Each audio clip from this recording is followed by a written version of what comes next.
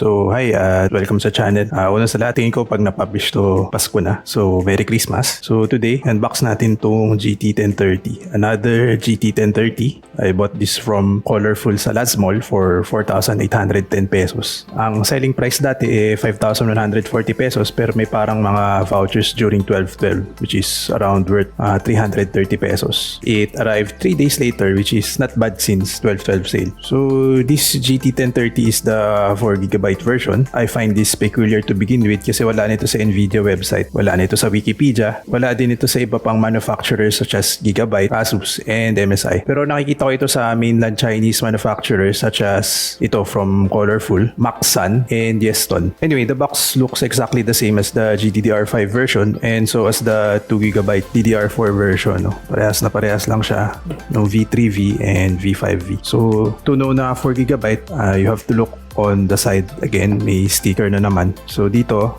meron na siyang specs na kung ano yung makukuha mo. So this is a 4GB 64-bit bus. May VGA siya and HDMI na output. Tapos this is 1152 MHz if I remember correctly. And this is the core clock. And yung 1050 naman is the memory clock. So this is slower than the GDDR5 version in terms of clock speed. Pero ang mataas sa kanya is yung RAM which is twice. So I welcome this change kumpara dun sa GDDR5 since may specs kang makikita. Lalo na ngayon, may at least 3 versions ng Colorful GT1030 sa wild with varying specs. Okay, so opening the box. So again, it is covered by the same two foams like the other GT1030s. And ito yung card mismo. Medyo malakas lang yung clear. Then the manual. Then wala na. Alug-alug talaga yung box. So, ang kaiba nitong GT1030 na to, pag tinignan mo sa likod, may warning na ngayon. So, warning, not for cryptocurrency mining. Violation of this will void warranty. So, I guess bagong dagdag ni Colorful ito sa packaging. Okay, so kung nanonood ka nito ngayon, if kaya mo magmina sa GT1030, let me know. Pangatlo ko na to sa inventory at nakatingin ka mostly unless benchmarking. So, sarcastic comment aside, no? This is probably to deter miners na nabili na ng GPU nila and di pinangmimina. And yung mga tao siguro sa Colorful, naatasan lang or nautusan, nalagyan ng warning regardless of the GPU. Anyway, this GPU is probably bad for mining and I wouldn't encourage you to buy this for mining purposes. So, ito na yung GPU. So, this looks exactly like the GDDR5 version. Kunin ko lang. Okay, so ito yung GDDR5. And ito yung 4GB SDDR4 version. So, point is, kamukha. Even some of the capacitors. And even yung logo, Dragon na ngayon. And di tulad ng V3V na text. So, teka, nasan nga ba yung 4GB? Ito yung 4GB. Kasi meron siyang 4G-V. Ayan, 4G-V. Okay. So, katulad lang din siya ng GDDR5 version na may isang single fan na manipis lang. So, cooling solution is still the same.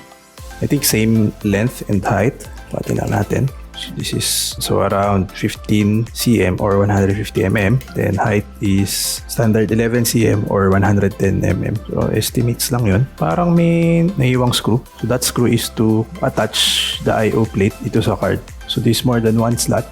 So you have to consider that if ang case mo ay one of those mini ITX, no? Pero for micro ATX or larger, you can definitely install this without any issues. For ports, as told earlier, merong HDMI saka VGA. There is no backplate as this is an entry-level GPU. If you'd ask kung para saan ba yung backplate, if done properly, emphasis on properly. So if done properly, pwede mag-serve yung backplate as a heat spreader. So anyway, Colorful GT1030 is usually cool and dapat di mo concern na wala siyang backplate, no? So, okay lang ito na wala siyang backplate. Di siya concern. From time to time siguro, matutusok ka ng mga electronic pins dito. So, yun yung isa pang purpose ng backplate para hindi ka matusok din naman. So, okay lang naman sa akin na matusok. Hindi naman siya ganun kasakit. Wala rin siyang power connector dahil at most 30 watts lang yung power consumption nito. Kaya yun i-supply ng iyong motherboard. So, FYI lang ulit, yung PCIe slot nyo sa motherboard kaya mag-support up to 75 watts. Okay, so I think na-cover ko naman na lahat yung dito sa GT 1030. Ang question naman dito ay kung sulit ba siya for the price of 5.2k pesos, brand new. With that price, dapat at least 10%